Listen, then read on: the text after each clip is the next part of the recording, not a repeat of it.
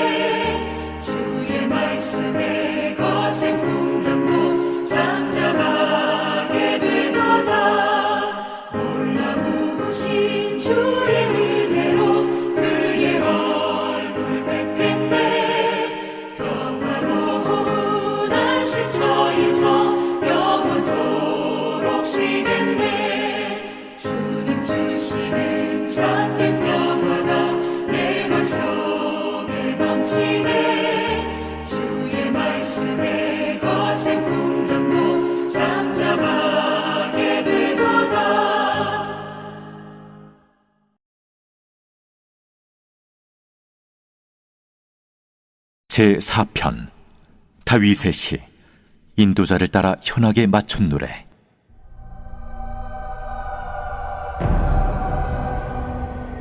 내 의의 하나님이여, 내가 부를 때 응답하소서. 곤란 중에 나를 너그럽게 하셨사오니 내게 은혜를 베푸사 나의 기도를 들으소서. 인생들아, 어느 때까지 나의 영광을 바꾸어 욕되게 하며 헛된 일을 좋아하고 거짓을 구하려는가? 여호와께서 자기를 위하여 경건한 자를 택하신 줄 너희가 알지어다. 내가 그를 부를 때 여호와께서 들으시리로다. 너희는 떨며 범죄하지 말지어다. 자리에 누워 심중에 말하고 잠잠할지어다. 의의 제사를 드리고 여호와를 의지할지어다. 여러 사람의 말이 우리에게 선을 보일지 안 누구냐 하오니 여호와여, 주의 얼굴을 들어 우리에게 비추소서. 주께서 내 마음에 두신 기쁨은 그들의 곡식과 새 포도주가 풍성할 때보다 더하니이다. 내가 평안히 눕고 자기도 하리니 나를 안전히 살게 하시는 이는 오직 여호와이시니이다.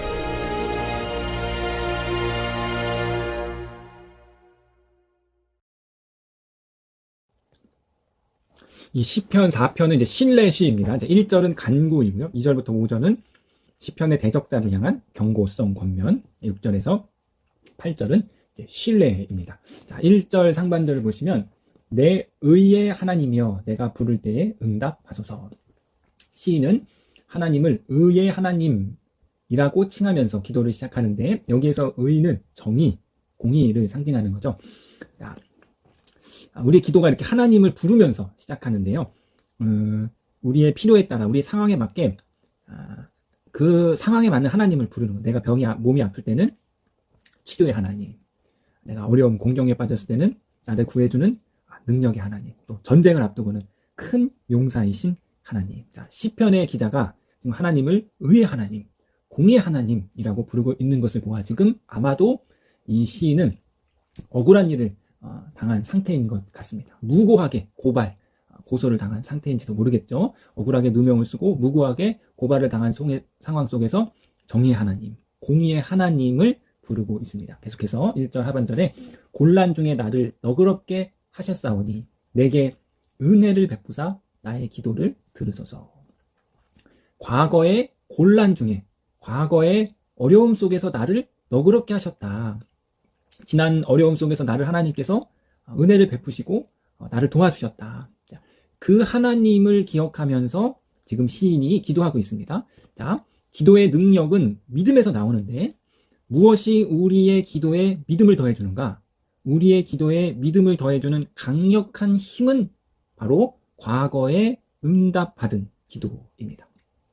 시인은 과거에 자신을 도우신 그 하나님의 응답을 기억하면서 이제 그 믿음을 가지고 다시 한번 하나님 앞으로 나아가는 것이죠. 자, 사랑하는 성도님 여러분, 받은 기도의 응답을 잘 기억해야 됩니다. 여러분이 지난 삶 속에 받았던 기도의 응답을 잘 기억하고 있다면, 잘 기록해 놓고 있다면, 잘 정리해 놓고 있다면 그것이 여러분의 기도에 강력한 힘이 될 것입니다. 지난 삶에 주셨던 그 응답들이 그것이 여러분의 기도에 강력한 믿음을 더해주는 아주 놀라운 힘이 될 것입니다. 그렇기 때문에 성서는 계속해서 기억하라, 기념하라 라고 우리 가운데 하나님의 구원을, 하나님의 응답을 기억하고 기념하라고 말하고 있는 것이죠. 그렇기 때문에 우리의 기도 응답들을 그냥 우리가 쉽게 잊어먹는 것이 아니라 우리의 마음에 새기고 우리의 뼈에 새기시기를 부탁드리겠습니다. 자, 2절에서 5절은 이제 대적자를 향한 이 저자의 권면, 경고성 권면이죠. 2절, 인생들아 어느 때까지 나의 영광을 받고 욕되게 하며 헛된 일을 좋아하고 거짓을 구하려는가. 자, 여기서 인생들로 번역된 히브리어 베네 이시는 존귀한 자, 곧 부유하고 힘 있는 사람을 일컫습니다. 자, 시인을 고발한 사람은 힘 있는 유력자인 거예요. 힘 있는 왕 사울이 힘없는 신하 다윗을 무고하게 죽이려 했습니다. 힘없는 사람, 의로운 사람의 보호막이 되어 주어야 할 법이, 율법이 유전무죄, 무전유죄가 되어서 힘 있는 사람, 악한 사람들의 무기가 되었습니다. 사법적 무기가 된 것이죠. 김앤장, 우리나라의 거대 로펌입니다. 재벌들과 관련된 굵직한 사건들 거의 다 김앤장이 맞는 것 같은데, 이 김앤장은 비용도 비용이죠. 워낙에 비용이 높기 때문에 우리 서민들은 이용할 엄두도 못 내지만 아무리 돈이 많다 해도 아무나 김앤장을 이용할 수 없다는 거예요. 기업들이나 영향력 있는 사람들만이 이 김앤장에서 사건을 맡아준다고 합니다.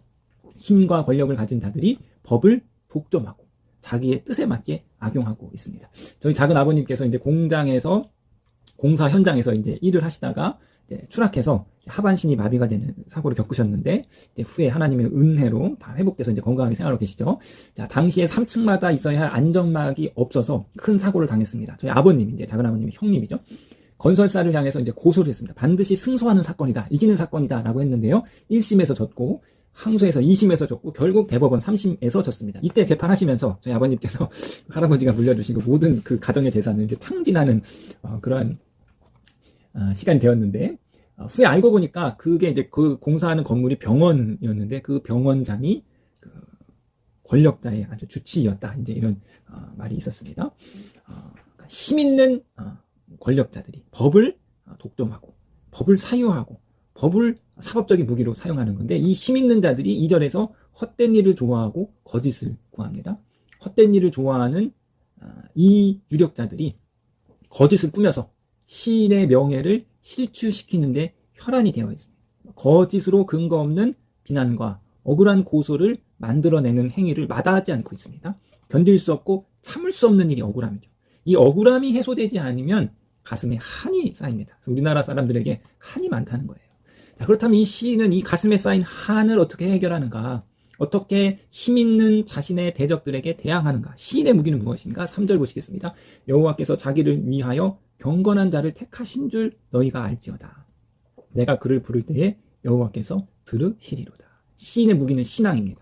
공의의 하나님께서 경건한 자의 기도를 들으실 줄로 확신합니다. 시인은 원수의 무기인 사법적 무기에 맞서 의로운 신앙의 무기로 대응합니다. 4절에서 5절 너희는 떨며 범죄하지 말지어다. 자리에 누워 심중에 말하고 잠잠할지어다. 의의 제사를 드리고 여호와를 의지할지어다. 시인은 원수들을 향하여 떨며 범죄하지 말고 다리에 누워서 그냥 조용히 심중에 말하고 의의 제사를 드리고 여호와를 의지하라는 6가지의 경고성 권면을 말하는데, 이는 하나님을 두려워하며 힘없는 자에 대한 억압을 그치고 침상에 누워 깊이 반성하며 더 이상 무고한 고소를 하지 말고 하나님을 믿으라는 뜻이지요. 자, 이제 6절에서 8절은 계속해서 시인의 신뢰의 고백입니다. 자, 성도님 여러분, 이 신뢰의 고백이 기도의 아주 중요한 요소입니다. 하나님께 어려움과 필요를 구하는 간구뿐만 아니라 하나님을 향한 신뢰를 고백하는 것 역시 기도의 핵심 요소이죠. 아빠, 왜 안 사줘? 이것도 사주고 저것도 사줘. 이것도 여러분 기도이지만 저는 아버지가 사주실 줄로 믿습니다. 우리 아버지는 이것을 사주실 충분한 능력과 아량이 있습니다. 라는 이 신뢰의 고백 역시 기도인 거죠. 자, 6절부터 시인의 신뢰 고백인데요. 여러 사람의 말이 우리에게 선을 보일 자 누구뇨 하오니 여호와여 주의 얼굴을 들어 우리에게 비추소서. 우리에게 선을 보일 자 누구뇨? 시인을 향한 조롱의 말입니다. 이 시편에서 하나님의 백성을 조롱하는 사람이 끊임없이 나옵니다. 예나 지금이나 똑같죠. 예수를 믿고 여러분 나만 조롱당하는 것이 아니에요. 주님도 십자가에서 조롱과 수치와 온갖 모욕을 당하셨습니다. 원수 마귀는 하나님의 백성을 조롱하여서 신앙을 무너뜨리는 놈입니다. 세상이 우리를 조롱함은 어찌 보면 당연한 일이죠. 그렇기 때문에 조롱당하는 것을 이상하게 여기지 말아야 합니다. 세상의 조롱 앞에서 우리는 하나님을 신뢰하며 하나님의 얼굴을 구해야 합니다. 7절 주께서 내 마음에 두신 기쁨은 그들의 곡식과 새 포도주가 풍성할 때보다 더하나이다. 시인은 하나님이 주시는 기쁨이 곡식과 새 포도주를 풍성히 얻을 때 얻는 기쁨보다 더 크다는 신뢰의 고백을 하나님께 올려드립니다. 곡식과 새 포도주는 물질적인 부와 세속적인 기쁨을 상징하는데요. 세상에서 먹고 마시는 기쁨보다 주님이 내 안에 두신 기쁨이 더 크다. 돈이 주는 기쁨보다 주님이 주시는 기쁨이 더 크다는 시인의 고백입니다. 세상이 주는 기쁨이 있죠. 돈이 주는 기쁨이 있습니다. 돈을 싫어하는 사람 없어요. 그러나 세상과 돈이 주는 기쁨은 영원하지 않고 일시적입니다. 마시면 마실수록 더 갈증이 생기는 기쁨입니다. 하지만 주님이 내 마음에 두신 기쁨은 누구도 빼어서 갈 수 없는 영구한 기쁨입니다. 요한복음 16장 22절에 지금은 너희가 근심하나 내가 다시 너희를 보리니 너희 마음이 기쁠 것이고 너희 기쁨을 빼앗을 자가 없느니라. 누구도 어떠한 고난도 역병도 빼앗을 수 없는 기쁨을 하나님이 마음에 두셨습니다. 8절 내가 평안히 눕고 자기도 하리니 나를 안전하게 살게 하시는 이는 오직 여호와이시니라. 왜 잠을 못 자는 거예요? 불안해서 그렇습니다. 다 가졌는데 불안해요. 반면 아무것도 없는데 평안합니다. 머리만 누우면 바로 잠이 들어요. 다 가졌는데 불안한 사람이 있고 걱정할 것이 태산인데도 평안한 사람이 있습니다. 어떻게 평안을 누릴 수 있습니까? 주님이 나의 안전이심을 믿기 때문입니다. 자, 이 시는 1절에서 절박한 간구로 시작했음에도 불구하고 하나님 안에서만 누릴 수 있는 평안과 안전의 머뭅에 대한 확신으로 끝이 납니다. 사랑하는 성도님 여러분, 시편 기자와 같이 다윗과 같이 악인들에게 무고한 비방을 당하고 고소를 당하고 억울한 일을 당했음에도 불구하고 내 마음에 당신이 하나님이 두신 기쁨이 큽니다. 라는 신뢰의 고백을 올려드립니다. 그럼에도 불구하고 내가 평안히 눕고 자는 것은 주님이 나의 안전이시기 때문입니다.